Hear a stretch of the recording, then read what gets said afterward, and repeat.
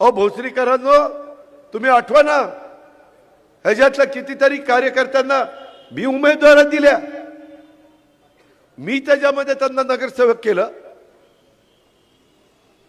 काहींच्या बाबतीत माझं मीठ आळणी निघालं. इतके मला पश्चाताप होतोय ज्या पद्धतीनं हे लोक इथं भ्रष्टाचार बघितल्यानंतर, करताना बघितल्यानंतर. अरे काय होतास तू, काय झालास तू, आणि कुणा करता तू नगरसेवक व्हायच्या आधी काय करत होता त्याला आठव? भंगारच्या गाड्या जकात नाक्याच्या इकडून तिकडं पोचवायचा.